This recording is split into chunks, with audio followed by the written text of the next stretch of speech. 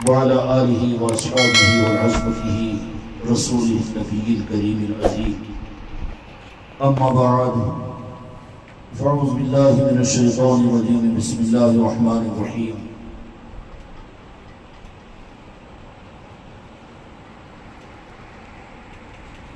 إنا أعطيناك الكوثر فصل لربك وانحر إن شانئك هو الأبتر.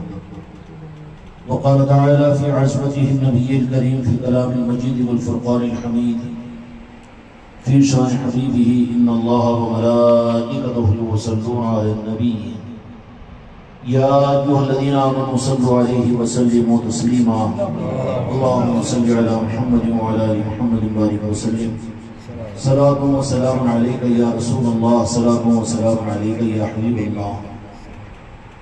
قابل قدر احبابان اکرام، آج کی اس مجلس میں شریک ہونے والوں، مرید و مریدان اور اہل نسبت اور وابستگان خانقاہ محمدی، آپ حضرات جانتے ہیں کہ یہ ذی الحجہ کا مبارک مہینہ ہے. بہت سے حق کی تلاش میں، حق کی محبت میں اپنے علاقوں اور اپنے وطنوں کو چھوڑ کر، اپنی آل اولاد سے دور ہو کر، اپنے وطنوں سے نکل کر عرض مقدس کی طرف میں رواں دوا ہے. بہت سے لوگ پہنچ رہے ہیں، پہنچ چکے ہیں، لیکن آپ حضرات کا اس وقت میں وہ تو حج کے لیے وہاں پر پہنچ رہے ہیں. رب کی محبت میں اللہ تعالیٰ نے اپنی بارگاہ میں بلایا. جتنے حاجی پہنچ رہے ہیں ہم ان کو حاجی کہیں گے، لیکن رب العالمین ان کو مہمان کہتا ہے، ضیوف الرحمان کہتا ہے کہ وہ رحمان کے مہمان ہیں. اللہ تبارک و تعالیٰ نے انہیں اپنا مہمان بنا کر وہاں پر بلایا. وہ تو حج کو پہنچنے والے رحمان کے مہمان ہیں اور کعبۃ اللہ پر پہنچ رہے ہیں، مکہ المکرمہ پر پہنچ رہے ہیں اور حج کے ارادے سے پہنچ رہے ہیں. وہ طواف کریں گے، وہ رمی اور جمرات کریں گے، وہ مزدلفہ میں قیام کریں گے، میدان منی میں قربانی دیں گے اور میدان عرفات کے اندر میں وقوف عرفات کریں گے. وہ اللہ تعالیٰ کی محبت میں اللہ نے انہیں اپنا مہمان بنا کر بلایا، وطنوں کو چھڑوایا، بیوی بچوں کو چھڑوایا، اپنی ضرورتوں کو دور رکھوایا اور سب سے نکال کر اپنی محبت میں، اپنی بارگاہ میں، اپنے گھر پر بلایا. اور گھر پر بلانے کے بعد ان کو اللہ تعالیٰ نے اپنے مہمان ہونے کی نسبت عطا فرمائی. اپنے گھر پر بلانے کے بعد میں اللہ تبارک و تعالیٰ جو بدلہ عطا کرے گا کہ جو جن کا حج قبول اور مبرور ہو جائے، اللہ تبارک و تعالیٰ ان کی مغفرت کا اور ان کی نجات کا فیصلہ فرماتا ہے. اور یہ انسان کی اپنی ضرورت ہے اور انسان کی اپنی حاجت ہے. وہ تو خوش نصیب ہے، پہنچے ہوئے ہیں قربانیوں کے ساتھ میں. کوئی 4 لاکھ کی قربانی دیا، کوئی 8 لاکھ کی قربانی دیا، کوئی 2 مہینے کی قربانی دیا، کوئی اپنی سہولتوں کی قربانی دیا. اللہ تعالیٰ ان حاجیوں کے اور ضیوف الرحمان کے اس بارگاہ کی حاضری کو اللہ تعالیٰ بھی قبول کرے اور ان کے خیرات و برکات کی کوئی ذرات ہم کو اور آپ کو بھی عطا فرمائے.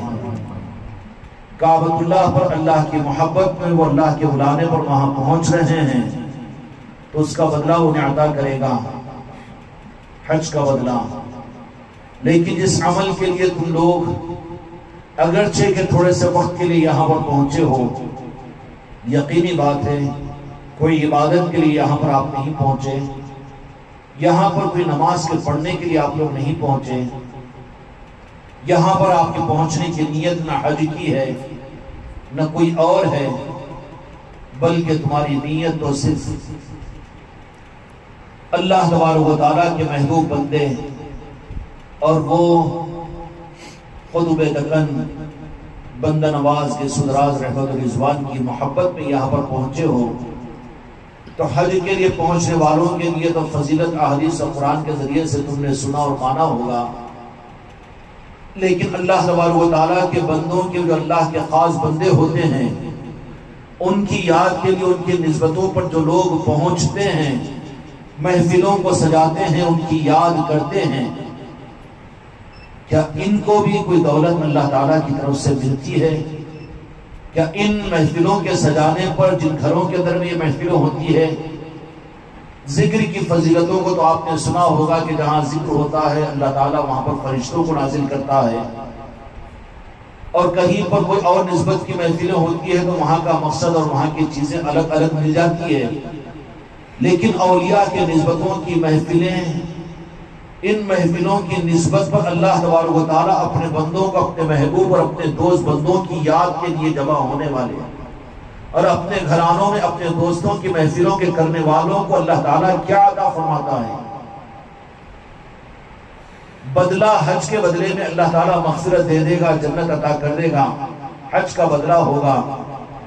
لیکن کیا اللہ کی محبت میں وہاں پر پہنچنے والوں کو اللہ یہ بدلہ دیتا ہے؟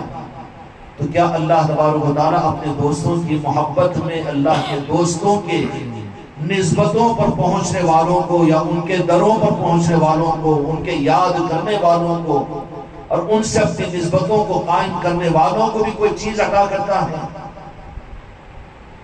اولیاء کی محبتوں میں وابستگان خانقاہ محمدی والوں کو یہ موقع ملتا رہتا ہے۔ اس کی حقیقتوں کو جاننے کی کوشش کرو۔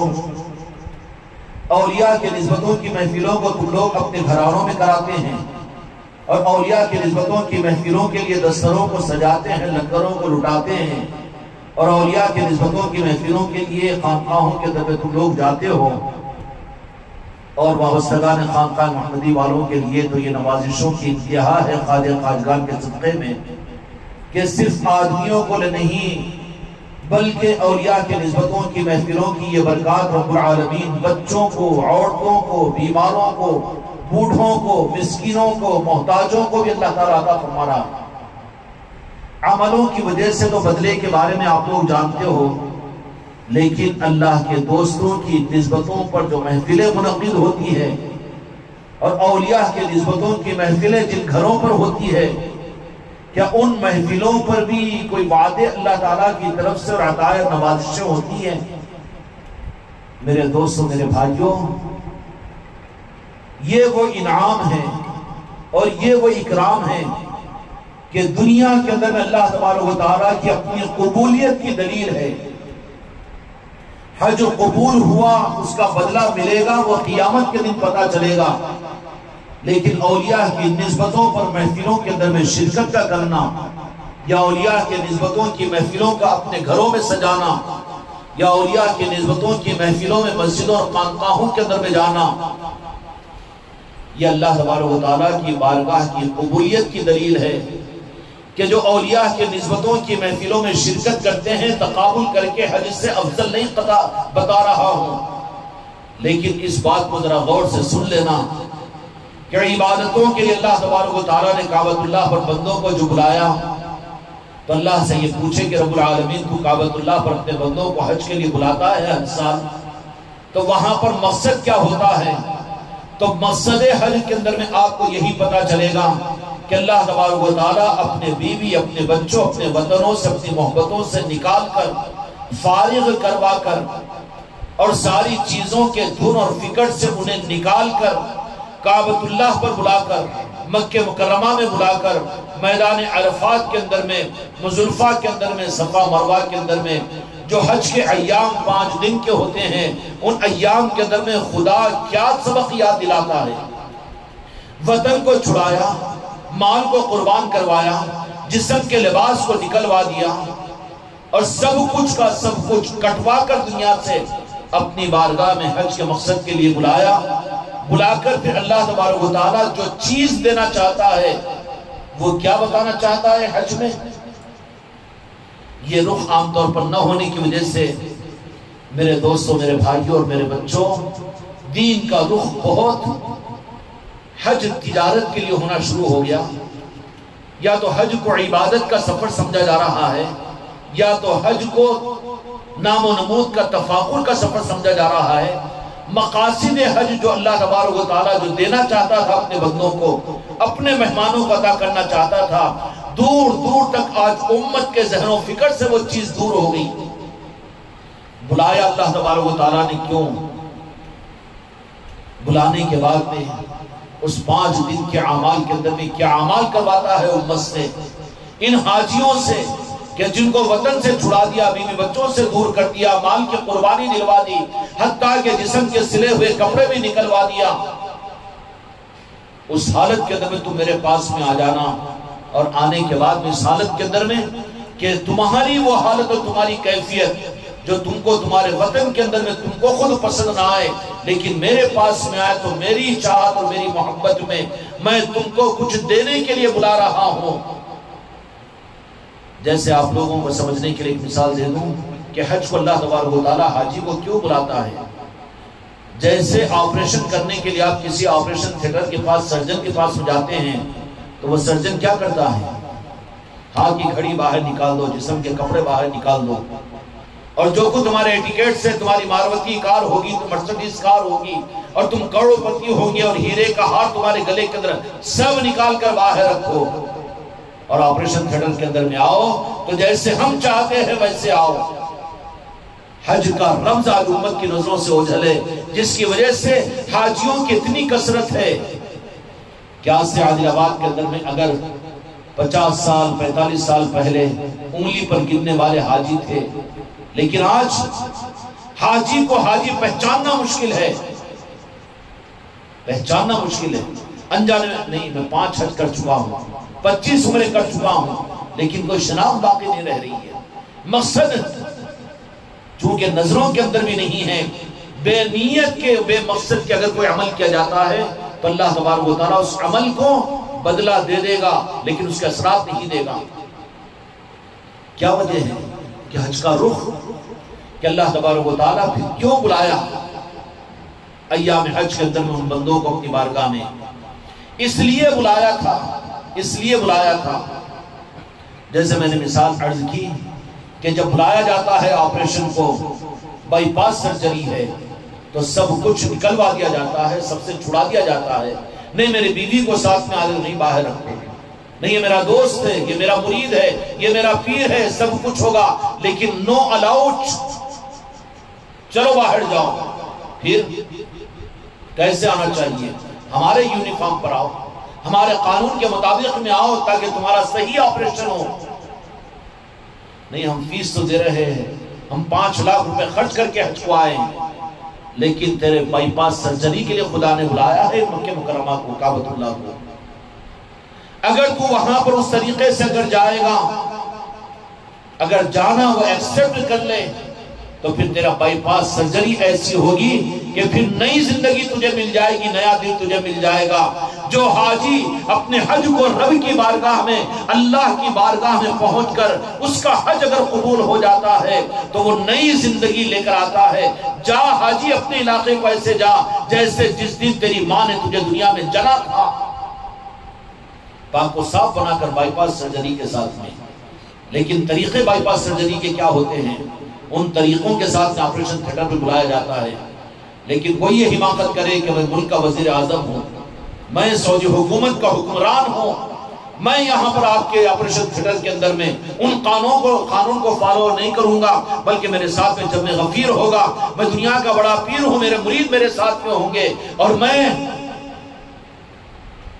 تو باہر نکال کر آ تو تیرا صحیح آپریشن ہوگا۔ جانے والے اگر اپنے خرچ کو دیکھ کر جا رہے ہیں، اپنی قابلیت کو دیکھ کر جا رہے ہیں، اور جانے والے اپنے احساس کے ساتھ میں اگر جا رہے ہیں، میرے بھائیوں آپریشن تھیٹر میں جانے کے بعد بھی اگر وہاں پر اگر اپنے آپ کو اس قانون کے تابع نہ کرو تو پھر اس تھیٹر اور آپریشن تھیٹر میں جا کر واپس کر دی جاؤ گے، بائی پاس سرجری نہیں ہوگی۔ جن کی ہوتی ہے ان کے لیے اللہ تبارک و تعالیٰ نے بلایا، تو بلانے کا مقصد کیا تھا؟ وہاں پر بلا کر مجھے کہنے دیجئے بغیر تفصیل کے خانقاہ میں اگر آتے ہو تو آپ کو یہ بات صاحب تفصیل مجھے شاہدوار کی مجلس میں تفصیل کے ساتھ میں آئی، مجلسوں میں آ رہی ہے، وہاں کی بات نہیں تو یوٹیوب پر آنے والی محفلوں کو، یہ 5-7 دن کی محفلوں کو سن لو، آپ کو سمجھ میں آ جائے گا۔ حج کو اللہ تبارک و تعالیٰ نے جو بلایا، نماز سکھانے کے لیے نہیں، قرآن حفظ کرانے کے لیے نہیں، علم دین کے حاصل کرنے کے لیے نہیں، مسائل کے لیے نہیں، مسلک اور جماعتوں کے لیے نہیں، بلکہ بے رنگ کے، بے قوم کے ہر ایک کو اللہ تبارک و تعالیٰ نے ایک رنگ کے ساتھ میں بلایا، اور بلانے کے بعد نے کعبۃ اللہ کے اندر میں بلایا کس لیے؟ کہنے دیجئے کہ بلایا حج کو اللہ تعالیٰ نے اپنے بندوں کو نظام طریقت سمجھانے کے لیے، نظام ولایت بتانے کے لیے، نظام ولایت بتانے کے لیے کہ تم میرے پاس میں آئے ہو تو تمہارے اندر میں اتنی محبت پیدا ہو جائے کہ میں تمہیں اپنا محبوب بنا لوں۔ جن کو اللہ اپنا محبوب بناتا ہے وہی اللہ کے دوست، وہی اولیاء ہوتے ہیں۔ حج کا مقصد اصل میں اللہ اپنے بندوں کو بلاتا ہے بائی پاس سرجری کروا کر ان کو اپنے قابل بنانے کے لیے کہ تم یہاں سے یہ درس لے کر جاؤ، یہ رخ لے کر جاؤ کہ پوری زندگی کی آخری سانس تک تم میرے دوست بننے کی چاہت میں میرے دوست اور میرے محبوب بن کر زندگی گزارو، تاکہ میں اپنے دوستوں میں، اپنے چاہنے والوں میں تمہیں شامل کر لوں۔ نماز پڑھو گے نماز کا فرض ادا ہو جائے گا، زکوٰۃ دے دو گے زکوٰۃ کا حق ادا ہو جائے گا، روزے رکھ لو گے روزے کا فرض پورا ہو جائے گا۔ لیکن حج کو اللہ تبارک و تعالیٰ جو بلاتا ہے وہ کائے کے لیے، اور بلا کر پریکٹیکلی وہاں پر جو چیز بتلاتا ہے اللہ تبارک و تعالیٰ نظام ولایت کو کہ میرے محبت کرنے والے میرے دوستوں نے، میرے اولیاء نے جو اعمال اس مکہ مکرمہ کے اندر میں تم سے پہلے آ کر کیے تھے، اور ان اعمال کی نقل کرنے کی وجہ سے میں نے تمہیں ان کو بھی اپنا دوست بنایا تھا۔ اگر تم میرے دوست بننا چاہتے ہو اور میری ولایت کو حاصل کرنا چاہتے ہو اور میری چاہت والے تم اگر بننا چاہتے ہو تو پھر کرو صفا مروہ کی سعی اور کرو دیوانہ وار کعبۃ اللہ کا طواف، اور ذکر بالجہر کہو اللہ اکبر لا الہ الا اللہ لا شریک لک لبیک اللہم لبیک لا شریک لک لبیک ان الحمد، کہ کرو چیخ کر۔ اللہ سننے والا نہ زور سے ذکر کیوں کرتے؟ شرم نہیں آتی مولوی تجھے کہنے کے لیے؟ پیٹ میں درد ہوا تو چیخ مارتا نا، چیخ کیوں مارتا؟ صبر کرنا نا۔ ذکر یہ زور سے، ذکر کی کیا ضرورت ہے؟ لوگوں کی نماز میں خلل آتا ہے، لوگوں کی ارے بات یہ نہیں ہے، محرومی ہے، تیری بدنصیبی ہے۔ نہیں اللہ کیا نہیں سنتا؟ کیا سننے والا نہیں؟ اس کو چیخ کر سنانا پڑتا ہے۔ پھر اللہ کے گھر پر پہنچے تو بظاہر قرب کے اس کے گھر پر پہنچ گئے تو وہاں تو بالکل خاموش سے خاموش کرنا چاہیے تھا، زبان سے بھی نہیں، خالی دل سے اللہ اللہ کہنا چاہیے تھا۔ لیکن قرب کی پہچان یہ ہے جس کو اللہ اپنا قریب کر لیتا ہے اور اپنی دوستی کا راستہ انہیں عطا کر دیتا ہے، وہ دوستی کا ثبوت یہ ہوتا ہے کہ وہ خاموش تسبیح پر ذکر کرنے والا ایک مرتبہ اللہ کہہ کر 3 من کے سرکانے والا نہیں ہوتا، 10,000 کی تسبیح کا ٹھونس دینے والا نہیں ہوتا، بلکہ وہ اپنے محبوب کی محبت میں باواز بلند ذکر کرنے کے لیے گھر میں موقع ملتا ہے تو گھر میں، خانقاہ میں موقع ملتا ہے تو خانقاہ میں، جنگلوں میں موقع ملتا ہے تو جنگلوں میں، اور پھر اللہ کو باواز بلند یاد کرنے کے لیے نہیں وہ دولت کے ساتھ میں، وہ چاہت کے ساتھ میں، چونکہ اللہ نے اس کو اپنا بنایا ہے تو پھر وہ اندر کی لگن کے ساتھ میں۔ بھئی آج مغرب کی نماز میں خانقاہ میں چلو، خانقاہ کی طرف میں کون آتے ہیں؟ بھئی اس کے بجائے اپنے گھر میں بیٹھ کر ذکر کر لو نا، اور اپنی مسجد میں بیٹھ کر تسبیح پڑھ لو نا، پڑھ لو ثواب مل جائے گا۔ اللہ کی محبت کی دلیل نہیں ہے۔ جن کو اللہ تبارک و تعالیٰ نے محبت کی نسبت دی ہوگی، مغرب سے پہلے ان کا دھن اور رخ ہوگا کہ خانقاہ میں مغرب کی نماز کے بعد میں ذکر بالجہر کی مجلس ہوتی ہے، میں اپنے اللہ کی یاد کو میں وہاں جاؤں گا۔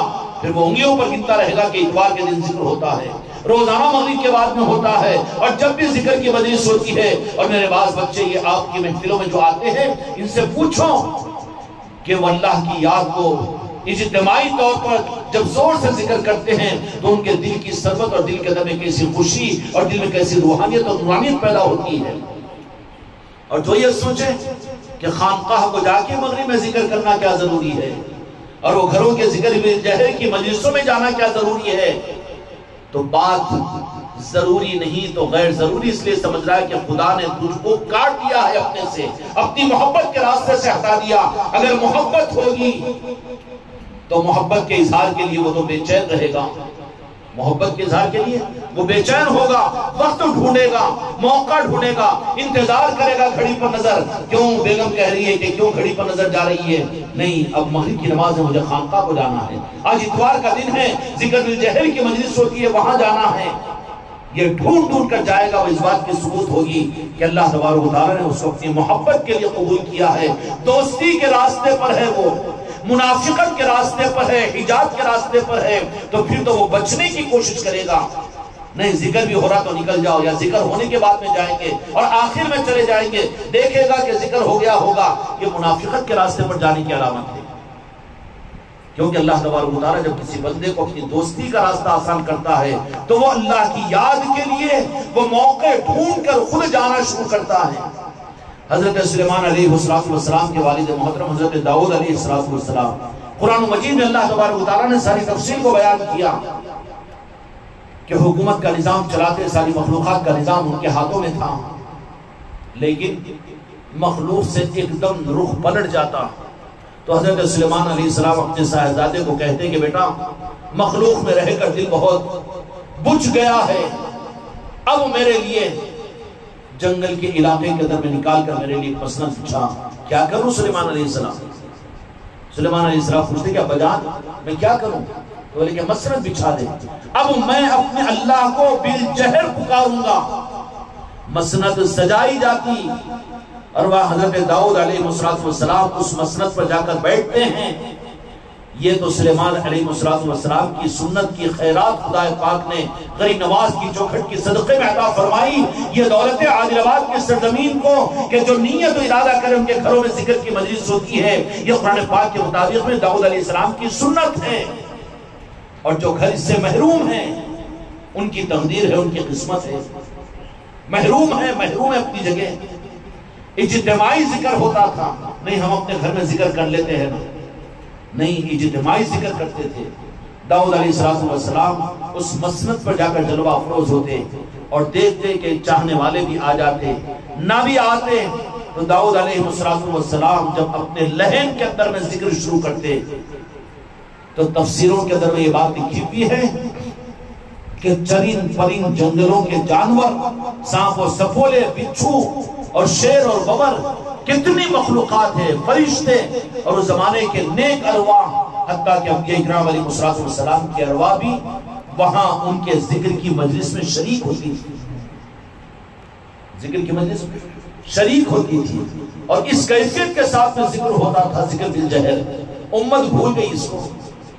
اللہ نے بلایا کعبۃ اللہ کے اوپر، اے حاجی یہاں پر آ کر ذکر بالجہر کو دیکھ، اپنے گھروں پر جا کر ذکر بالجہر کو چھوڑ نہیں، تجھے الٹا پہاڑ پڑا دیا گیا ہے، تیرے گھروں کو قبرستان بنا دیا گیا ہے، تیرے گھروں سے ذکر بالجہر کا نظام نکل چکا ہے۔ جب ذکر نکل گیا تیرے گھروں سے اور تو اپنے گھروں میں ذکر بالجہر کو کرنے کو تیار نہیں، اس کے بدل میں شیطان کی سریلی آوازیں آئے گی، گانے تیرے گھروں میں چلیں گے، ٹیلی ویژن تیرے گھروں میں چلے گا، اور زیادہ کم اس سے زیادہ آگے بدرسی بھی ہوگی، تو پھر گالیاں چلے گی، غصہ چلے گا، اور پھر ماں کو بیٹا، بیٹے کو باپ، باپ کو بیٹا، پھر ان کو اور ان کو چیخ و پکار۔ کیوں؟ اس کی نحوست ہے، اس کی نحوست ہے۔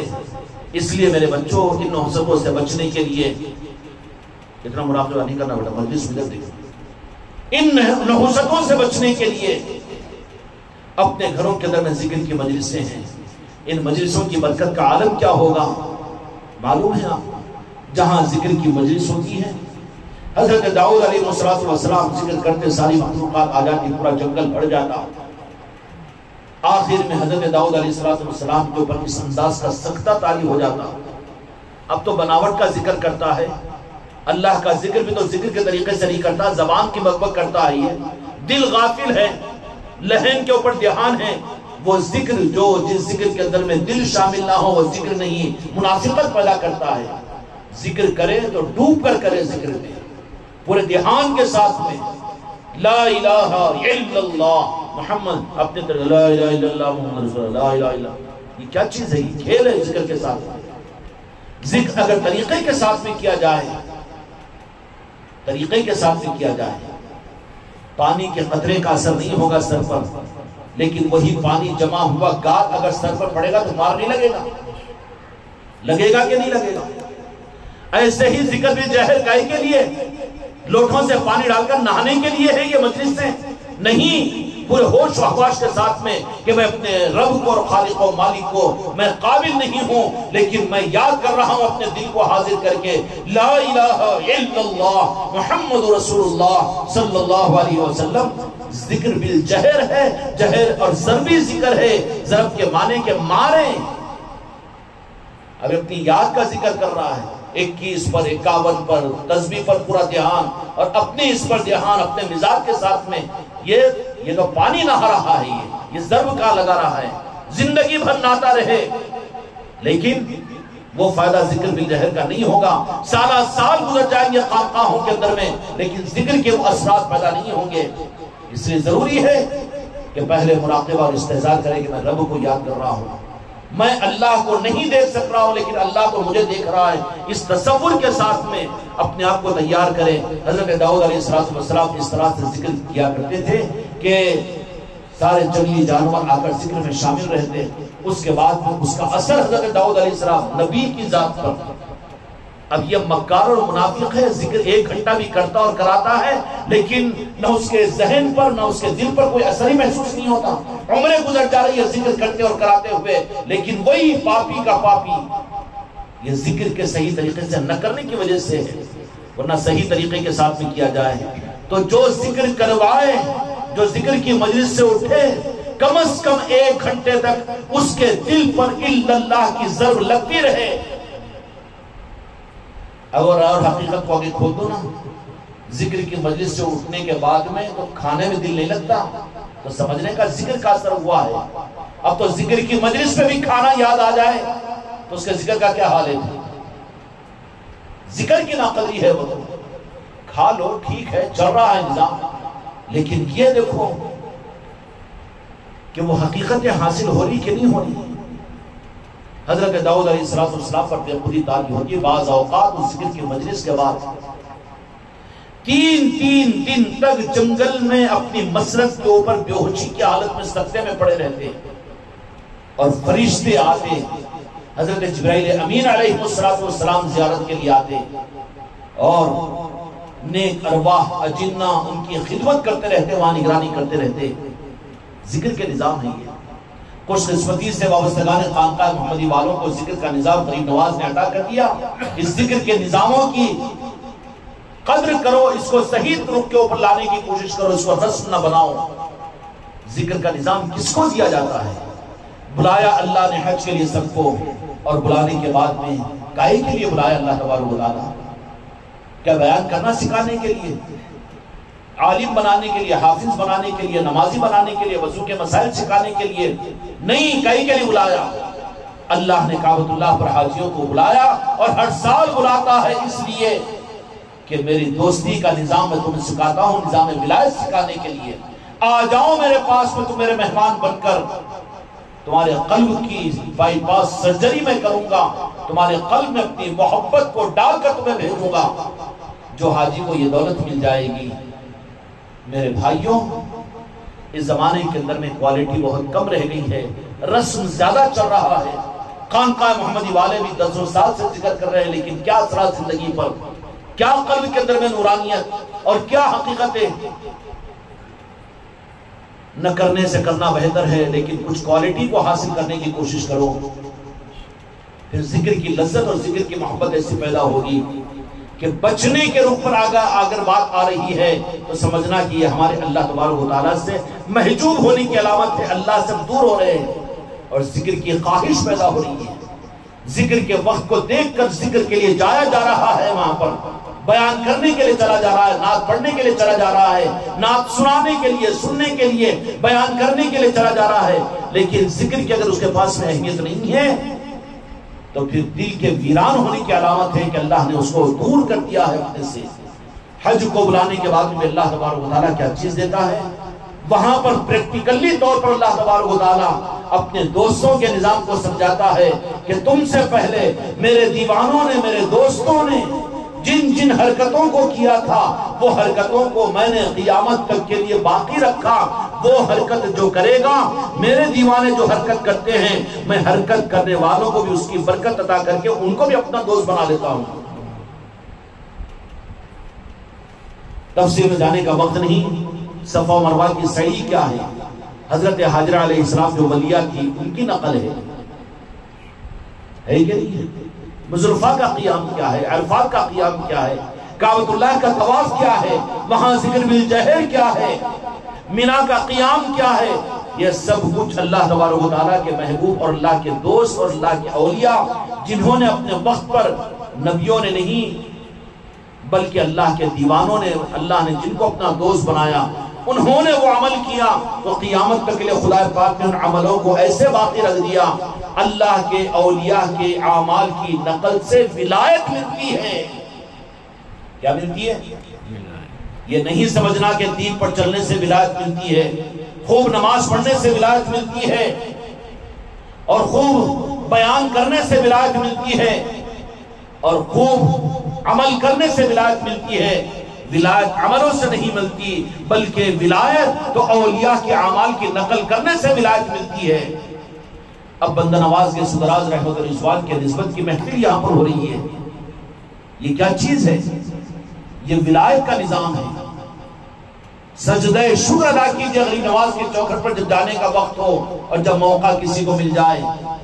19 اگست کو موقع مل رہا ہے، خانقاہ محمدی کا قافلہ اجمیر شریف کو روانہ ہوگا انشاءاللہ تعالی۔ محمد رسول اللہ اجمیر شریف کو اس سال جائیں گے، وہاں پر تو پہلے سجدہ شکر ادا کرے کہ خواجہ خواجگان نے کیسی عظیم دولت حق کو خانقاہ محمدی کی نسبت کی صورت میں عطا کی ہے۔ کون سی نسبت ہے؟ کہ خانقاہ کے اندر میں کیا ہوتا ہے؟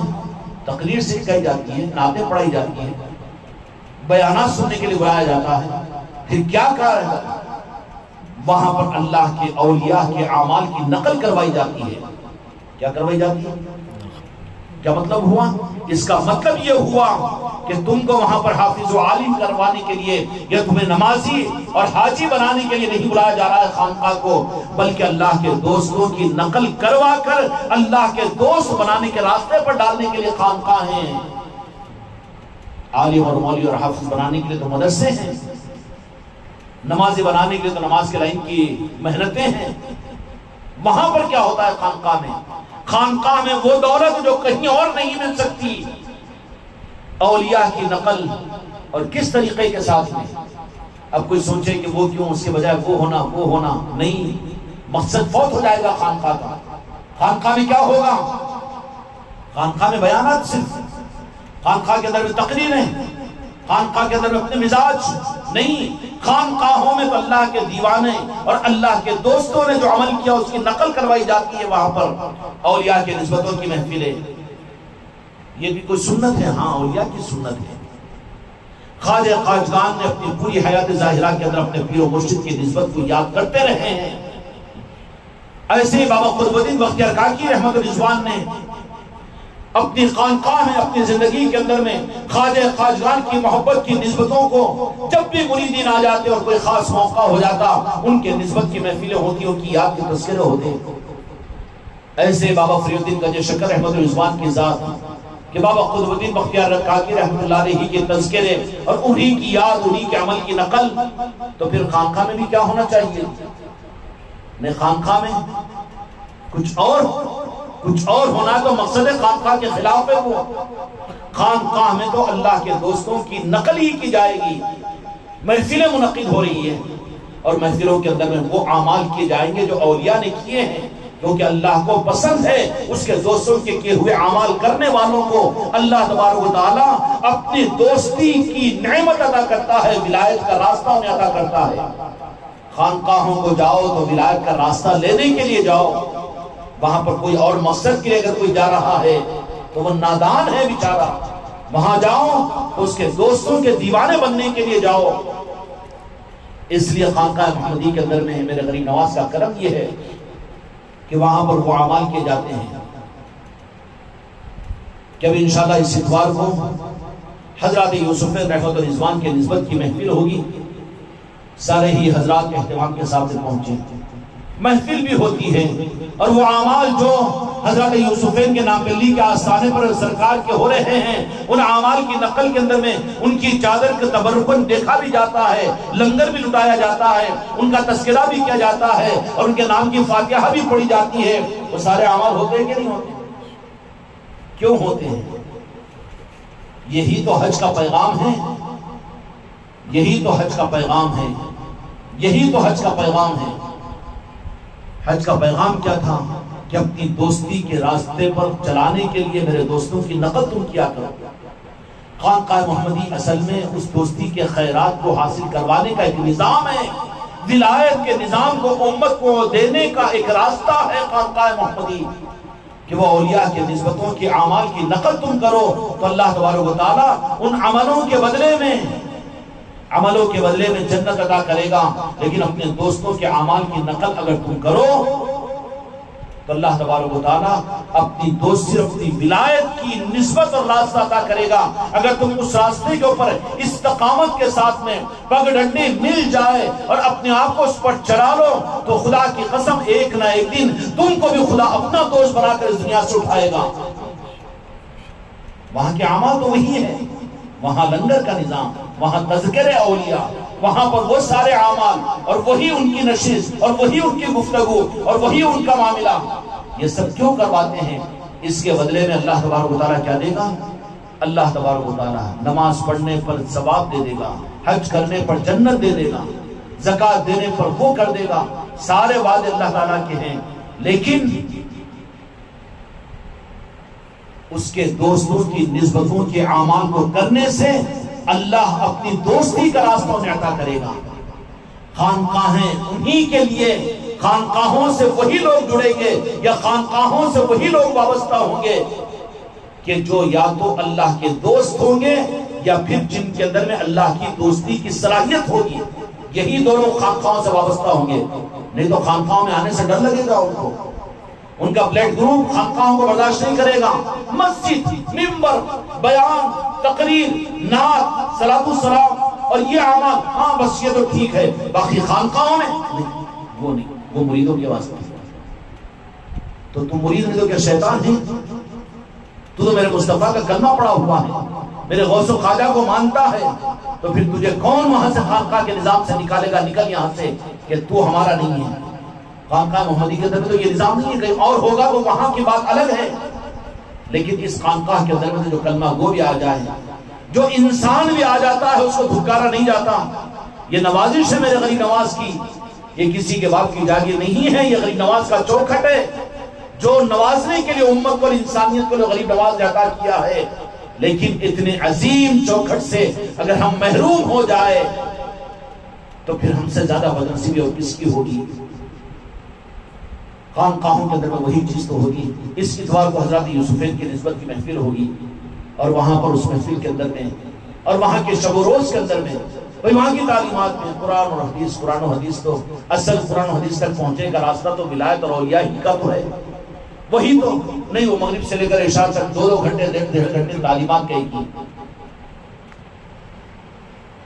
ارے بابا بات صحیح ہے نا، تیرا ہارٹ آپریشن ہونے کا ہے تو وہ ہارٹ آپریشن تو ہوگا 1-8 گھنٹے کا، لیکن اس سے پہلے ٹیسٹوں کے واسطے کتنے چکر جانا نہ پڑے گا، کتنے گھنٹے لائنوں میں کھڑا رہنا پڑے گا. اس کے بغیر تیرا ہو جائے گا آپریشن. تو جمع جا کے سرجن صاحب کو کوئی میں ٹیسٹ نہیں کروا تو لائن میں کھڑنا نہیں ہوتا، مجھ سے انتظار کرنا نہیں ہوتا، میرا فوراً یا کھڑے کھڑے آپریشن کرو، سینہ چیر دو. چیرا جائے گا کیا؟ وہ ہلاک ہو جائے گا. اگر تو واقعیت اپنے آپ کو تو پھر اپنے آپ کو تیار کر، وہاں کے نظام کے مطابق اپنے آپ کو چلا. تو وہاں پر اگر ایکسپٹڈ ہوگا تو پھر تجھے نظام ولایت کا رخ عطا کیا جائے گا. تو ٹوٹ کر اللہ والوں سے محبت کرنے والا ہوگا. پھر وہ اولیاء کی محبتوں کی خیرات جب تجھے ملے گی تو تیرے بستروں پر اولیاء یاد آئیں گے، تیرے خوشی کے موقع پر اولیاء یاد آئیں گے، اور تیرے غم کے موقع پر تجھے اولیاء یاد آئیں گے. اور پھر تیرے گھر کے اندر میں کوئی مہینہ ایسا گزر جائے کہ جس میں اولیاء کی نسبتوں کی محفلیں تو بے چین ہو جائے گا. ارے نہیں، میرے گھر کے اندر میرے اولیاء کی نسبتوں کی محفلیں نہیں ہوئی. وہ بے قرار ہو جائے گا.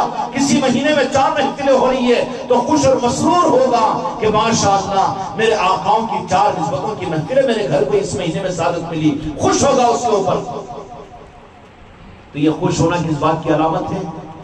کہ اللہ تبارک و تعالیٰ نے وہ خیرات دے دیا کہ اپنے دوستوں کی محبت اس کے دل میں آ گئی.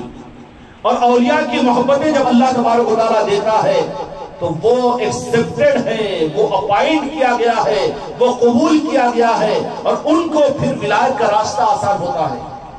ان کے لیے ولایت کا راستہ آسان ہوتا ہے. ورنہ بارڈر پہ کھڑے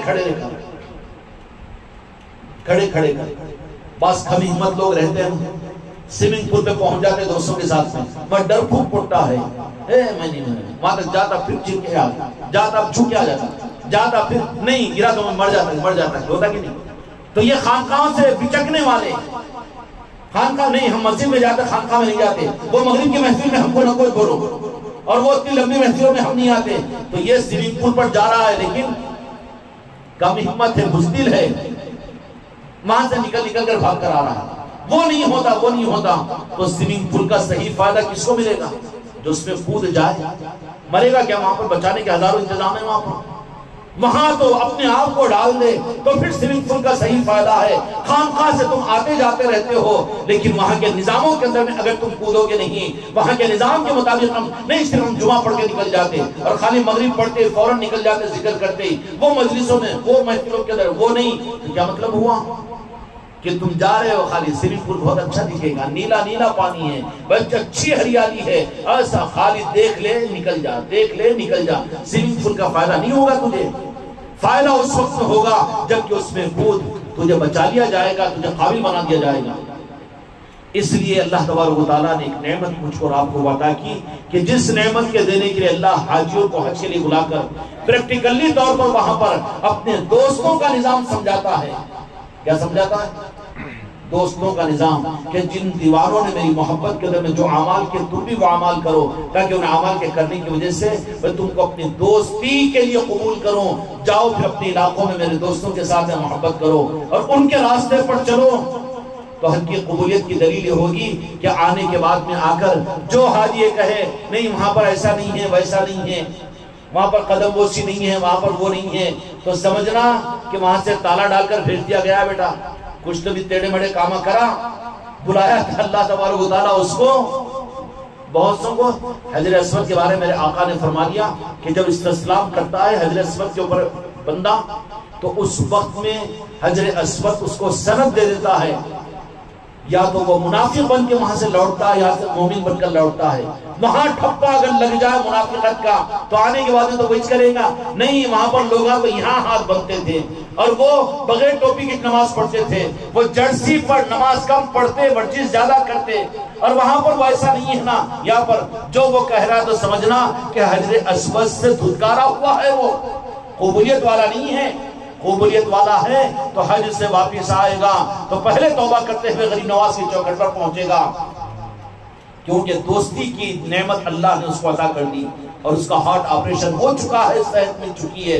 تو فوراً وہ اولیاء کے پاس میں جائے گا، وہ خانقاہوں کے درمیان آ کر رجوع ہوگا، کسی پیر کامل کو دیکھ کر اپنے آپ کو ان کا مرید بنا لے گا اور وہ سلسلے کے لیے اپنی زندگی کا سودا کر لے گا کہ نہیں اب آزادی کی زندگی مجھے نہیں چاہیے، شیطان مجھے پتہ نہیں کہاں سے کہاں پر لٹکا دے اور کہاں پہنچا دے، اس لیے میں کب تک رہوں. اس کے لیے کوئی نہ کوئی ساتھ اور کسی نہ کسی کی نسبت جو مجھے بچانے کے لیے ضروری ہے وہ پھر وہ تلاش کرے گا. حج کی قبولیت کی علامتوں میں یہ ہوگا کہ حج کے واپسی کے بعد میں کوئی نسبت کا وہ ڈھونڈے گا غوث و خواجہ کی، اور بالمقابل اس کے کہ نہیں وہاں نہیں دیکھا نا جی، میں وہ نہیں دکھانا، بغیر ٹوپی کی نماز تھی اور وہاں پر وہ جھکنے بھی نہیں دیتے اور وہ قدم بوسی بھی نہیں ہوتی، وہ الصلاۃ والسلام بھی نہیں. وہ یہ تیرے کو کیا معلوم ہے پاگل، واپس کر دیے، تیرے کو دھتکارا تھا وہاں سے، اب وہاں سے دھتکار دیا گیا، تب تجھے کہاں ملے گا سہارا؟ کہیں نہیں ملے گا. سند وہاں سے ٹھپا لگ گیا کہ یہ اہل نہیں ہے ہماری دوستی کے، اور وہاں دوستی کے اہل نہیں بلکہ وہاں سے اجر ریجیکٹ ہو جائے تو دنیا کے سارے پیر مل کر بھی اس کو ہدایت پر نہیں لا سکتے. اس لیے میرے بچوں اللہ تعالیٰ اپنی دوستی کے راستے تم کو مجھ کو عطا کرے. جو بات میں نے عرض کی تھی شروع میں وہ یہ کہ بزرگوں کے نسبتوں کی محفلوں پر اللہ اپنی دوستوں کی محبت کی محفلیں دے کر اپنے محبوبوں کی محبت کے ذریعے سے پھر اپنی محبت کا راستہ اس کے بدلے میں تمہیں عطا کرتا ہے. یہ محفلیں تمہاری رائے گاہ نہیں جائے گی. اولیاء کے نسبتوں کی محفلیں ہیں، ذکر کی محفلیں ہیں، بھائی ثواب ہے، وہ ہے اتنے مرتبہ وہ ثواب وہ آپ کے لیے تھوڑی آ رہے تم لوگ، تم تو اولیاء کی محبت میں آ رہے ہیں. اس پر اللہ کیا دے گا؟ اللہ تبارک و تعالیٰ اس پر یہ دے گا کہ وہ اپنے دوستوں کی محبت تمہارے دل میں پیدا کر دے گا.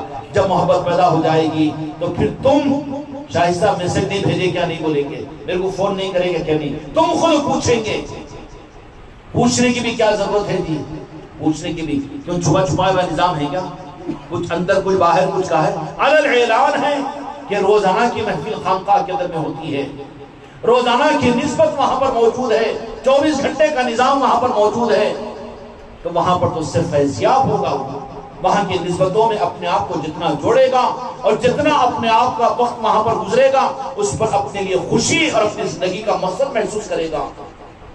اللہ تبارک و تعالیٰ اپنے دوستوں کی محبتوں کی محفلوں کے بدلے میں اپنی محبت کا یعنی اپنی ولایت کا راستہ تم کو مجھ کو عطا کرے، اس لیے کہ جو ان کے دوستوں کی محبتوں کے راستے پر چلتا ہے اللہ اس کے بدلے میں اپنے دوستوں کی محبت عطا کر دیتا ہے۔ اب تم لوگ کتنے بیٹھے ہوئے ہیں یہاں پر، اگرچہ کے دل بند ہوں گے یا کھڑا الٹا ہی کیوں نہیں ہوگا، مگر شاید کہ کوئی ایک بھی ایسا یہاں پر نہیں ہوگا جو میرے غوث و خواجہ کو نعوذ باللہ اولیاء اللہ نہ سمجھے، یہ نعوذ باللہ ارے وہ شرک ہوتا جی، وہ ویسا ہوتا جی، ایسا تو ایک بھی نہیں ہے۔ اس کی برکتیں ہوتی ہیں کہ اولیاء کی محبت اللہ تعالیٰ دے دیتا ہے۔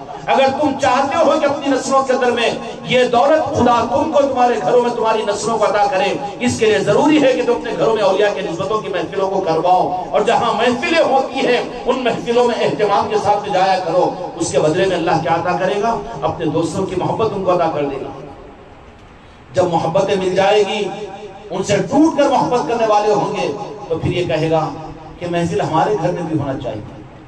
اللہ کے دوستوں کی محفلیں، پھر کیا ہوتا ہے کہ جب کسی گھر کے اندر میں اولیاء کے نسبتوں کی محفلیں ہوتی ہے تو اللہ تبارک و تعالیٰ ان اولیاء اکرام کو یہ تصرف عطا فرماتا ہے کہ تمہارے نام کی محفل ہو رہی ہے، جاؤ تم، وہاں پر جلوہ گری ہوتی ہے، وہاں ان کی نظر ہوتی ہے، وہاں ان کی نوازش ہوتی ہے۔ کیا ہوتی ہے؟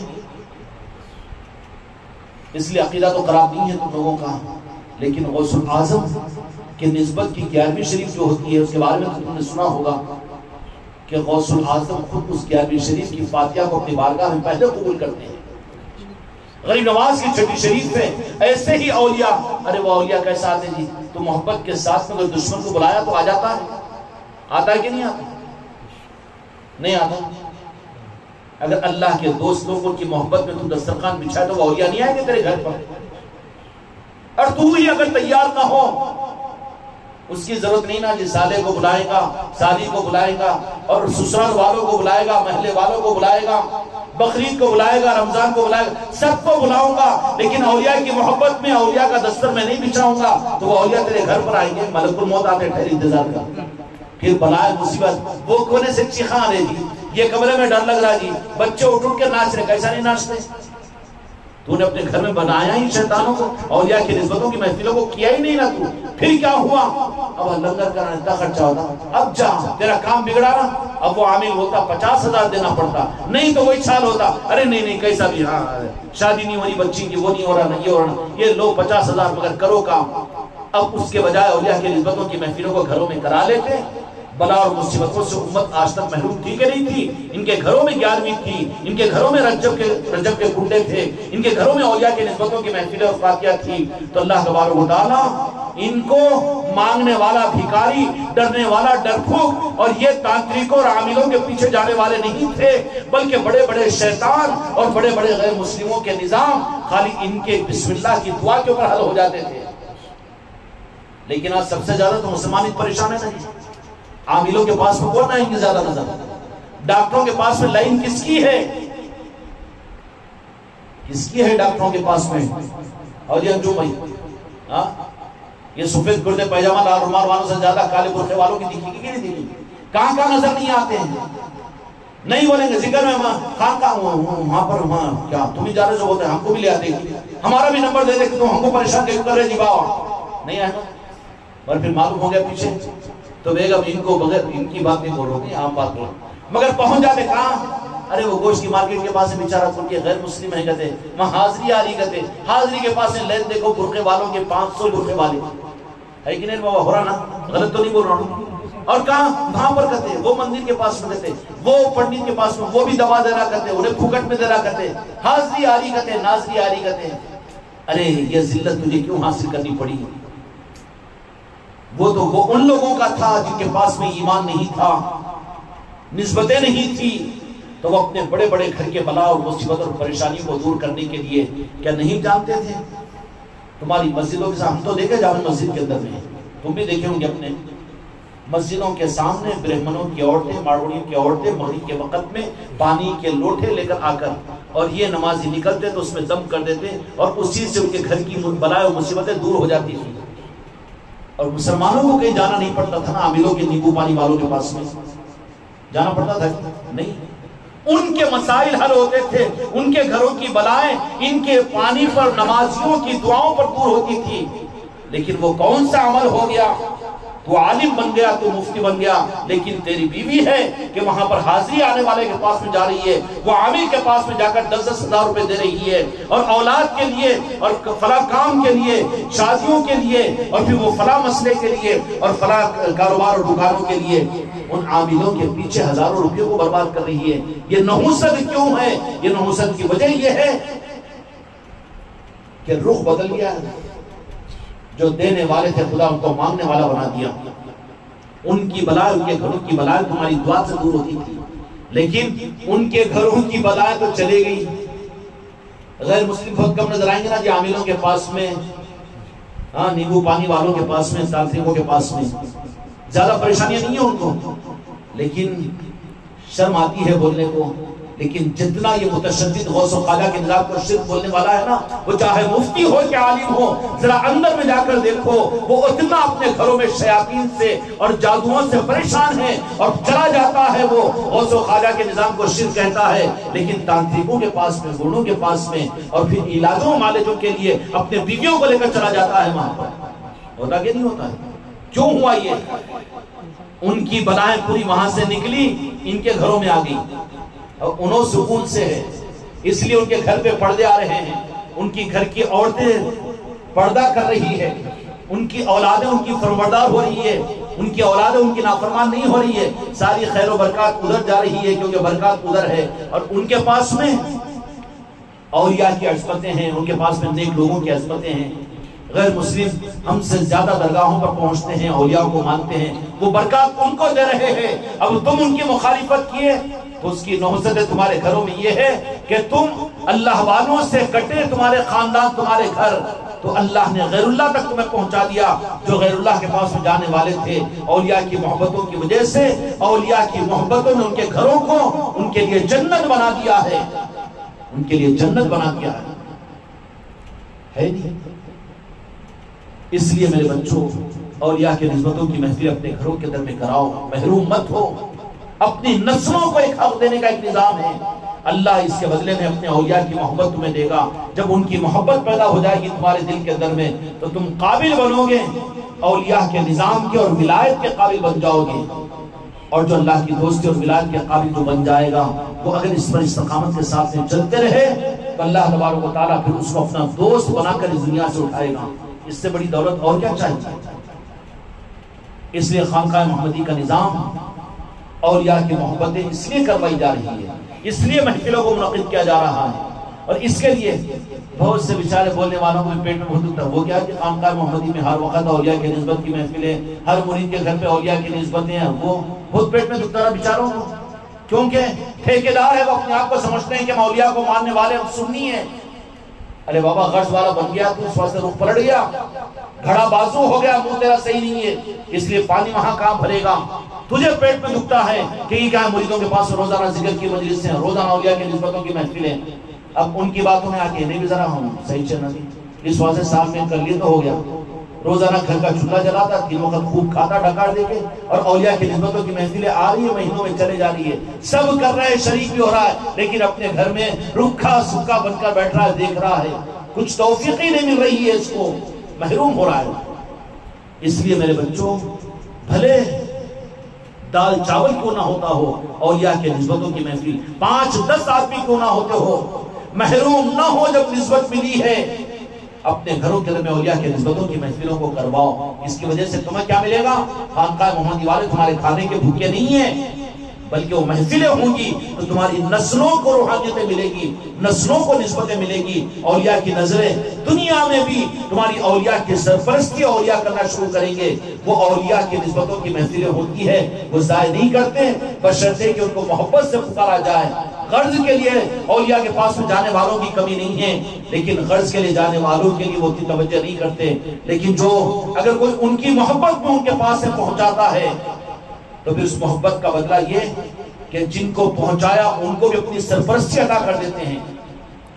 اور یہ بات کوئی میں کتاب کی یا دور کی نہیں، اللہ تعالیٰ اس گھر کو، ان بچوں کو آباد رکھے، شاداب رکھے۔ یہ 3 بچے بھی ہمارے مرید ہیں، ان کے والد بھی مرید تھے، اللہ اس مرحوم کے لیے مغفرت فرمائے۔ لیکن ان کے چھوٹے بھائی کا مسئلہ اسلم کا کچھ ہوا تھا، ہمارے سامنے آیا تھا مسئلہ۔ ایک وقت تھا، اس دن موج تھی سرکار راجن شاہ ولی کے بارگاہ کے اندر میں۔ اس وقت میں ہم نے جب ان کے والد کو جب دوسرے دن بھیجا اسلم کے ساتھ میں، تو وہاں پر اولیاء کا نظام تھا۔ ان کے عرس کے وقت میں اولیاء سارے کے سارے جشن منانے کے لیے آتے ہیں۔ تمہاری شادی میں دور دور کے خاندان کے لوگ نہیں آتے، تو اولیاء کے عرس کے وقت میں، اس لیے موقعوں کو غنیمت سمجھنا چاہیے، ان کے اولیاء کے نسبتوں کی محفلوں کو غنیمت سمجھنا چاہیے۔ وہاں دکھنے والوں سے زیادہ نہیں دکھنے والے ان کی ارواح ہوتی ہے اور وہ خوش ہوتے ہیں۔ موقع تھا، اس وقت میں اتفاق سے بندہ نواز کے سدراز رحمت الرضوان کے اپنی کابینہ کے ساتھ میں آئے ہوئے تھے، اپنے نمائندوں کے ساتھ میں۔ ہم نے ان کے والد کو چٹھی دیا تھا کہ چٹھی کو وہاں راجن شاہ ولی کے پاس میں پہنچا دو، اور وہاں کھڑے ہو جانا فلاں جگہ ہاتھ باندھ کر۔ وہ بچہ اسلم بھی اور ان کے والد بھی دونوں کھڑے ہو گئے۔ بندہ نواز کے سدراز رحمت اللہ علیہ کی نگاہ پڑی اور پڑھ کر راجن شاہ ولی سے انہوں نے یہ کہا کہ سچی طلب کے ساتھ میں بھیجنے والے نے بھیجا ہے، آپ کی بارگاہ میں نظر کر دیجئے۔ تو راجن شاہ علی سرکار نے کہا کہ نظر تو ہوگی، لیکن ہمارے مہمان آپ بھی تو ہیں، آپ بھی تو سرکار ہیں، آپ بھی تو اپنی نوازش عطا کیجیے۔ اسی وقت میں چند لمحوں کی بات تھی کہ بندہ نواز کے سدراز رحمت اللہ علیہ نے اس بچے پر خاص نگاہ ڈالی، اسلم پر۔ اسلم آئے نا آج کل یوگنڈا میں، اسلم ہی چند نام اس کا۔ اور اس کے بعد میں پھر یہ میں کہہ رہا ہوں، تم لوگ سن رہے ہیں نہیں، بلکہ اسی میں بیٹھے ہوئے نہیں، بلکہ سووں آدمی ہیں کہ بندہ نواز کے سدراز رحمت الرضوان نے اس بچے کے ساتھ اپنے کیسے تصرفات کا معاملہ شروع کروایا تھا۔ خود اس کے نانا نانی دادا دادی وہ سب پریشان نہیں ہوئے، لیکن وہ نظام جب آگے بڑھتا گیا تو بندہ نواز کے سدراز رحمت الرضوان نے اپنے ایک نمائندے کو اس بچے کی سرپرستی اور سنبھالنے کے لیے راجن شاہ ولی کے ریکمنڈ کے اوپر اس بچے کے ساتھ کر دیا، اور بڑے نوازش ہوتی رہی، لیکن اس بچے کے ساتھ ابھی حسد کا معاملہ چلا، اور بے اصولیوں کی بات کچھ ہوئی کہ دنیا والے دنیا طلبی کے لیے اس بچے کے ساتھ میں رابطوں کو قائم کرنا شروع کیا۔ تو یہ بزرگوں کا نظام بڑا غیور ہوتا ہے کہ جہاں دنیا آ جاتی ہے وہاں پر یہ اپنے رخوں کو اور اپنے فیض کو بازو کر لیتے ہیں، پھر وہاں پر حق باقی نہیں رہتا۔ آنے والے اس نیت کے ساتھ میں آنا شروع ہوئے کہ کوئی دنیا مل جانا چاہیے، کوئی دفینہ مل جانا چاہیے، کوئی یہ مل جانا چاہیے، وہ مل جانا چاہیے۔ تو نتیجہ کیا نکلا؟ کیونکہ ایک نمائندے تھے بندہ نواز کے سدراز رحمت اللہ علیہ کے، حضرت یوسف، کیا نام تھا ان کا؟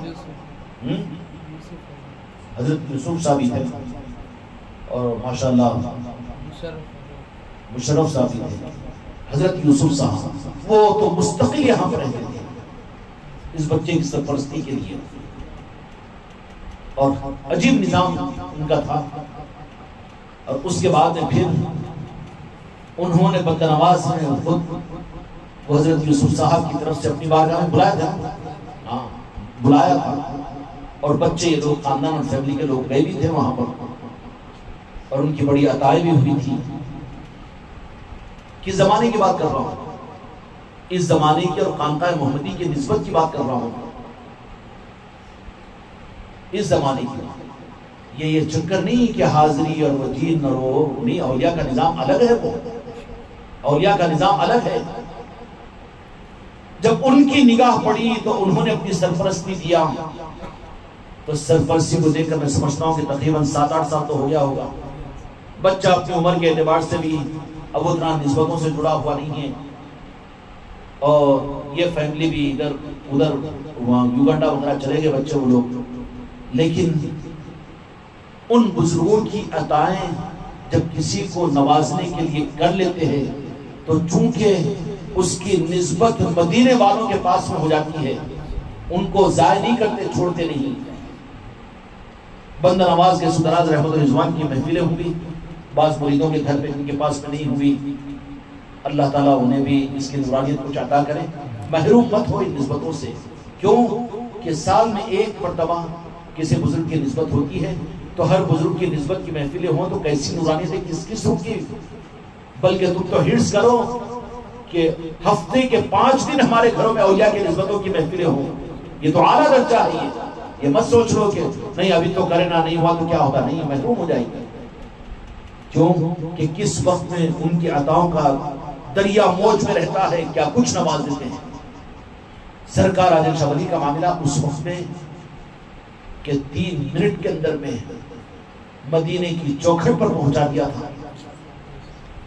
سرکار کا مقام یہ ہے اور بندہ نواز کی نوازش کا عالم یہ ہے کہ اس وقت میں موقع کے اوپر جو اس بچے کے اوپر انہوں نے نگاہ ڈالی، لیکن چونکہ وہ واقفیت نہیں ہے اور کہنے والے کچھ کا کچھ جن پر اعتبار کیا انہوں نے کہہ دیا کہ جن کا مسئلہ ہوگا وہ عاملوں کا مسئلہ ہوگا، یا پھر بچے کا لائف کیسی بنے گی، وہ کیسی بنے گی. وہ انتظام تو جن کا مرید تھا ان کے ذمہ تھا، جن کا اس کی فکر کیا بات ہے. مرید کون ہوتا ہے؟ سگی اولاد سے زیادہ جو پیر اپنی اولاد کا حق اس کو ادا نہ کرے وہ مرید نہیں، وہ پیر نہیں. وہ خوب جانتا ہے، لیکن درمیان میں جن پر اعتماد کر کے کچھ کا کچھ کہہ دیا گیا کہ ایسا ہو جائے گا ویسا ہو جائے گا، جوانی کے طرح فلاں بچہ بھی ہو جائے گا وہ بھی ہو جائے گا، وہاں پر کچھ ناقدری کے جملے کچھ اس طرح کا اعراض پیدا ہو گیا. تو پھر کہا کہ کیا کرنا چاہیے؟ تو ہم نے کہا کہ ٹھیک ہے تھوڑا سا مگر سرپرستی تو رکھیے. باقی ایسے دسوں ہمارا تکبر نہیں ہے، خدا کی قسم غریب نواز گواہ ہے کہ آج بھی سنبھل رہے ہیں، سنبھال رہے ہیں ہم کو. ایسے نظام ان کے ساتھ میں کہ ایسے مقامات بعض میرے بچوں کو عطا ہوئے ہیں کہ جہاں پر یہ بات کہی گئی کہ یہ وہ مقام ہے کہ جس پر دنیا میں ان کو نہیں رکھا جا سکتا، منسوخ بنا دینا پڑے گا. ہم نے کہا کہ نہیں، یہ مقام تو ان کو ملنا ہے. باقی اس قانون کے تحت میں ہم جائیں گے مولا علی کی بارگاہ میں خیرات مانگیں گے، غوث العظم کے پاس سر کو رگڑیں گے. اور ان میرے آقاؤں نے لاج رکھی، آج بھی وہ سب لیتے ہیں اپنے بیوی بچوں کے درمیان خوش و خرم ہے، اور ان کی وہ منزلیں ان سے نہیں کٹی. لیکن خدا کا نظام ہوتا ہے، کچھ ایسے حالات پیدا ہوئے، لیکن اس کے باوجود بھی مجھے تعجب ہوا اس بات پر. بند نواز کے سدراز رحمۃ اللہ علیہ کے اس مہینے کی گزرنے پر یہ بچہ بھی یہاں پر آیا، شادی وادی بھی ہوئی، ماشاءاللہ سب کچھ ہوا، لیکن ہمارے بھی ذہن و گمان کے اندر میں نہیں. اتوار کے دن تقاضا پیدا ہوا، حالانکہ ہمارا مزاج ان معاملات کے اندر بڑا محتاط ہے. ہم دنیا کے حالات کو دیکھ کر اپنے پیروں کو بہت سکیڑ لیے، ہم اپنے نظاموں کو زیادہ ہر ایک کے ساتھ میں نہیں کھولتے. ہم کو ایکسپوزنگ کی ضرورت نہیں ہے، ہم بہت محتاط ہو گئے ان معاملات کے اندر میں. لیکن اتوار کے دن ہمارے مزاج کے بالمقابل میں علی کو میں نے کہا کہ بلال کو فون کر کے بلاؤ. ہم کسی نہیں آنے والے جو نہیں آ رہا اس کو نہیں بلاتے، بے نیازی رہتی ہے ہماری. اس دن بچہ آ کر بھی چلا گیا مجلس کے اندر میں، کوئی کام تھا ہوگا. کام کیا تھا؟ فون آ گیا تھا، فون کا ہیلا تھا. اس کے بعد پھر 2 دن ہوئے تو بلاؤ اس بچے کو. یہ کس کی؟ ہم تو ناقاؤں کے غلام ہیں بند نواز کی. ان کی منشا کو سامنے رکھ کر ہم اپنے آپ کو نیچے گرا کر اپنے مزاج کے خلاف میں ہم نے اس بچے کو کل وہاں پر مغرب میں بلایا اور بلا کر کہا کہ بند نواز کی محفل تم کو تمہارے گھر میں رکھنا ہے. اللہ تعالیٰ اس خاندان کو عروج عطا کرے. ہماری بات کی تھی تو انہوں نے لاج رکھا، انہوں نے اپنے گھر میں اس محفل کو سجایا. اب سوچنے میں پڑے ہوں گے بعض مریدین بھی کہ مہینہ ختم ہو گیا پھر بند نواز کی محفل کیوں؟ ارے میں تو ان کا غلام ہوں، ان کے حقوق کے اوپر تو سال کے 12 مہینے بند نواز ہی کا نام لوں گا میں. کون ہے بند نواز کی ذات؟ آئے بڑی عظمت عطا کی ہے غریب نواز نے بند نواز کو. خوش قسمت ہے وہ جو جن کو یہ ان کی نگاہیں مل جائیں. دنیا قربان کرو، ان کی نگاہوں کا بدلہ نہیں بن سکتی. یہ دنیا کیا چیز ہے؟ دنیا کے تخت و تاج، دنیا کی مٹی کے گھر اور مکان، اور دنیا کے یہ اینٹ و پتھر، سونے اور چاندی خدا کی قسم یہ ٹھوکروں کے نیچے ہیں، کوئی حیثیت نہیں ہے. ان کی نسبتیں خدا کی قسم تم کو دنیا کیا، دنیا نے کسی کے سامنے محتاج نہیں کرے گی. ان کی نسبتیں میدان محشر میں تم کو چمکتے ہوئے تارے بنائے گی. وہاں پر میدان محشر کے اندر میں انبیاء رش کریں گے اولیاء کو دیکھ کر کہ یہ تو ہمارے ہیں.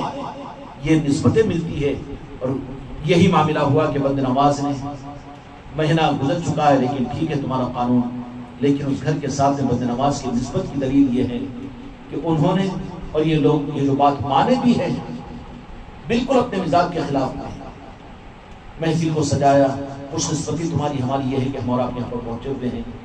اب ان بزرگوں کی نگاہیں جن کو تاڑ لے اور ٹک لے ان کو کوئی محروم نہیں کر سکتا، اس لیے اپنے گھروں میں محفلیں یا خانقاہ کے نظاموں کے اندر میں ڈھونڈنا، اس کی وجہ سے اپنے بچوں کو وہاں پر اور اپنی نسلوں کو وہاں کے نظاموں سے جوڑنا، کیوں کہ بزرگوں کی نگاہوں کا وہ وقت کب ہوگا جب تمہاری نسلوں کی ذمہ داری وہ اولیاء لے لیں گے۔ کتنے مامون محفوظ ہیں کہ بزرگوں نے نظر ڈال دی اور انہوں نے اپنی محبت دے دی، اور وہ جب دیتے ہیں وہ تو واپس نہیں لیتے، واپس تو یہ خود اگر واپس ہو جائے تو بات الگ ہے، اعراض کر لیتے، لیکن کوشش کرتے رہیں گے کہ سنبھلیں گے۔ شاہد صاحب تو ہمارے سوچ رہتے ہوں گے کہ زبردستی کی مجلس بلال کو کیوں دے رہے، نہیں سمجھے ہوں گے بھائی لڑا لو نہیں، لڑائی لگا لیے تم دو، مگر ہم تو مجبور ہیں، وہاں پر ہماری مرضی کے خلاف بھی ہم کو ماننا پڑا، یہ نسبت کی محفل یہاں پر رکھنی پڑی۔ کیوں کہ اگرچہ کہ وہ سارے نظاموں میں یہ بچے ابھی اتر تابعداری کے ساتھ نہیں چلتے، لیکن اس بچے کا ایک رخ یہ ہے کہ بھولے بھٹ کے سال میں 1-2 مرتبہ تو فون بھی کرتا ہے، کبھی مجلس بھی کر لیتا ہے اپنے مقام پر یوگانڈا میں۔ اس کا مطلب نہیں ہے کہ 10-20 ہزار روپے، 10 روپے بھی آج تک میں نہیں لیا، اس سے مجھے کیا ضرورت ہے، لیکن مگر یہی چیز ہمارے لیے کہ وہ میرے آقاؤں کے نسبتوں کی محفل کبھی نہ کبھی اپنے ماحول کے اندر میں کر لیتا ہے، وہاں پر وہی کہتے ہیں کہ یا غریب نواز، ہم نے اپنے بچے کو آپ کی یاد کی محفل کے ایک موقع یوگانڈا کے جنگلوں میں عطا کیا، وہاں کے ملک کے اندر میں عطا کیا، یہی ہمارے لیے سعادت کی چیز، کیا کم ہے۔ ان چیزوں کی وجہ سے یہ بزرگوں کی نگاہوں کی خیرات ملی۔ کیسے ملی خیرات؟ یہ خیرات دیتے ہیں، وہ عطا کرتے ہیں، ان خیرات کو تمہاری میری نسلوں کو عطا کروانے کے لیے ان نظاموں کے ساتھ میں جڑنا اور اپنے نسلوں کو جوڑنا، اپنی آل اولاد کو جوڑنا اس لیے ضروری ہے، یہ چیزیں ان کی طرف سے عطا کی جاتی ہے۔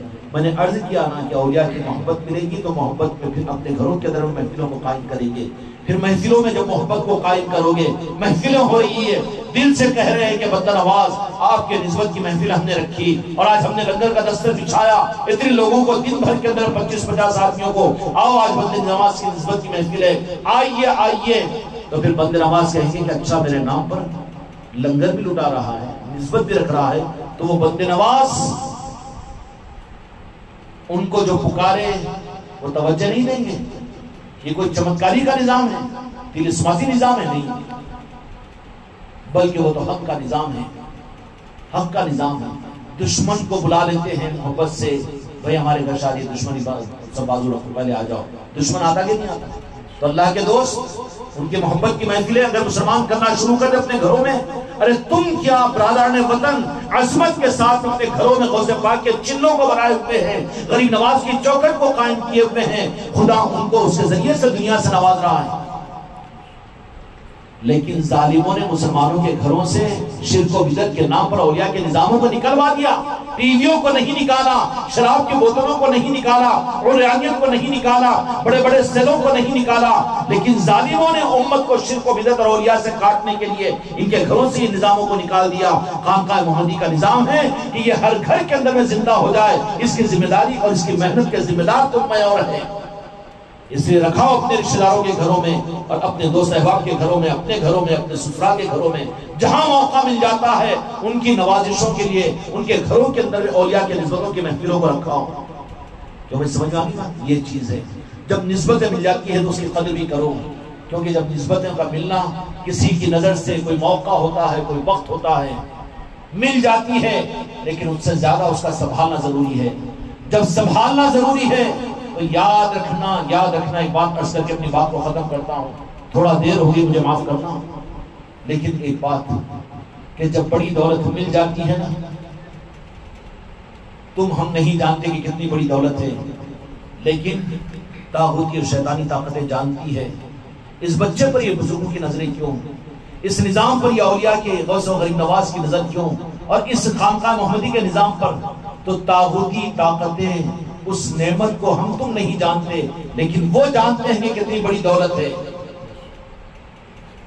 تو ایسے حالات اور ایسی حیتوں کو اختیار کرتے ہیں کہ تم سے وہ اس نعمت کو چھیننے کے لیے نورانی حجابات، ظلمانی حجابات، نورانی حجابات، ظلمانی حجابات، کسی طریقے سے بھی اعتماد پیدا کروا کر اس دولت کو چھیننے کی کوشش کرتے ہیں۔ کیا کرتے ہیں؟ چھیننے کی کوشش کرتے ہیں۔ ایک پاگل دیوانے کے ہاتھ میں تم 2000 کے نوٹ دیکھے تو بیٹا وہ 100-200 روپے پاکٹ پلے انہیں کیا کرے گا؟ 10-10 روپے کا اتنا بنڈل دے کے اس کو دے کے 2000 روپے کا نوٹ نہیں دے کرے گا کہ نہیں کرے گا؟ کیوں؟ انہیں معلوم ہے اس کو۔ اور جی ساری ہاں ارے یہ کدھر چلے گئے تم لوگ؟ خانقاہ محمدی سے، ارے وہاں پر وہ کیا بات ہے، وہ اچھلنا کودنا اور وہ ذکر اور وہ گھروں میں محفل کرنا، وہ کہیں کچھ کے بجائے کیا کریں گے؟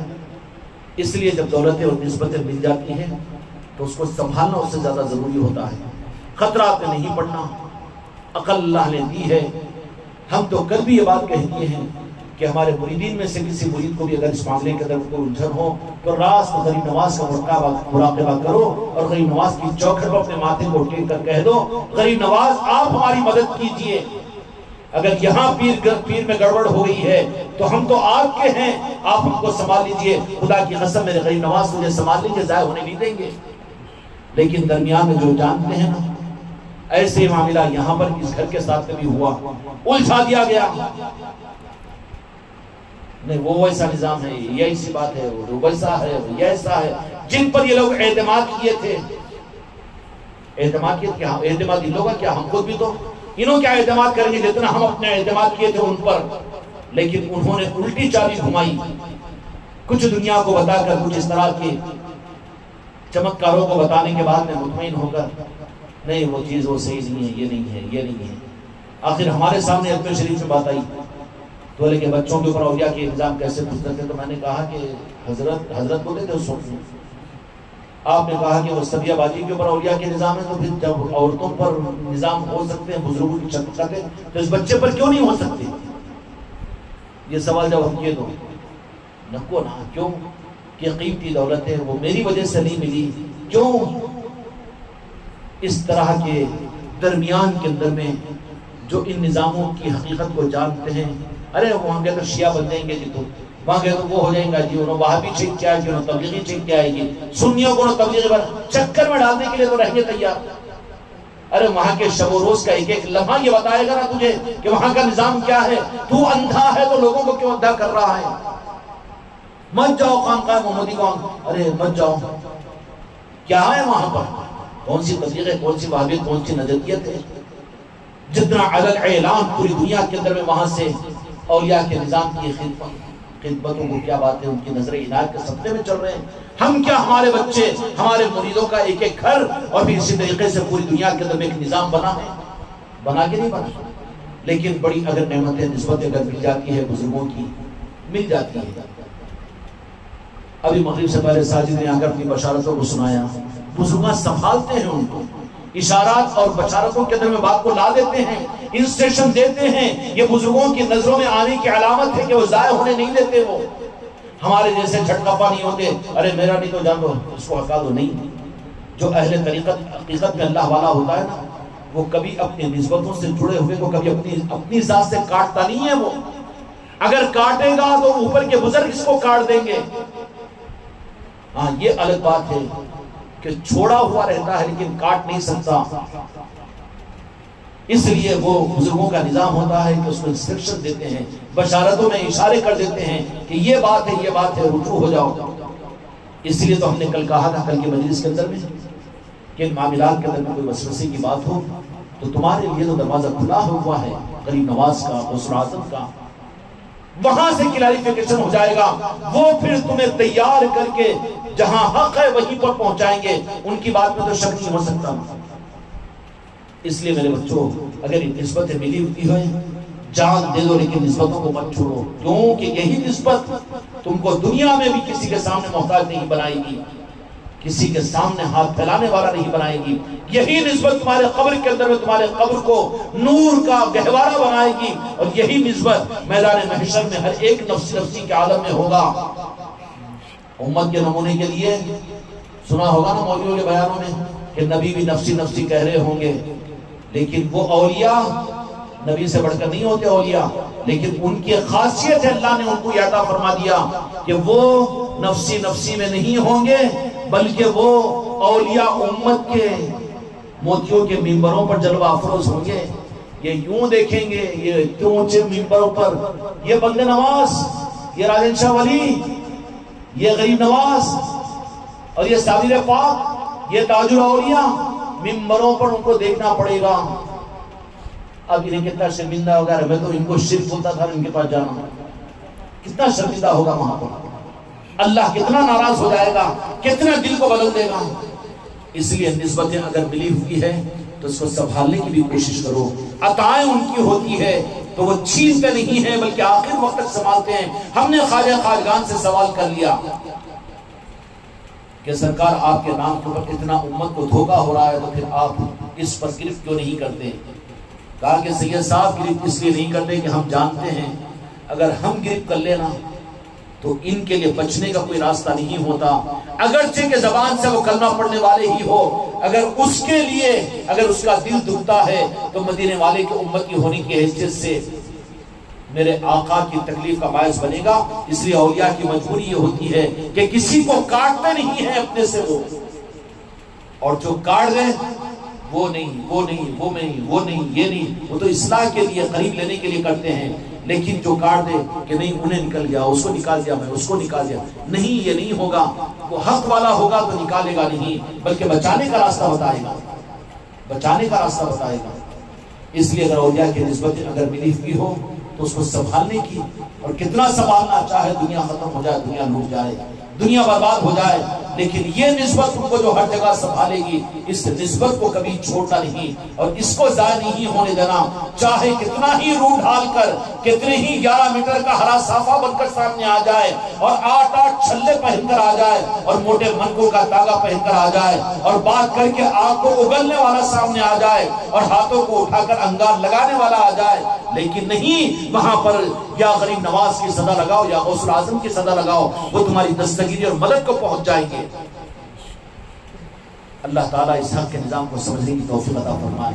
یہ نوازشوں کے لیے اپنے گھروں کو اولیاء کے نسبتوں کی محفل سے آباد کرو، ذکر کے نظاموں سے اپنے آپ کو جوڑو، خانقاہ سے وابستہ ہو۔ اتوار کے دن بھی سارے حضرات تشریف لائیں گے۔ اللہ تعالیٰ حق کے ساتھ ہم سب کو آگے بڑھائے، بحق لا الہ الا اللہ۔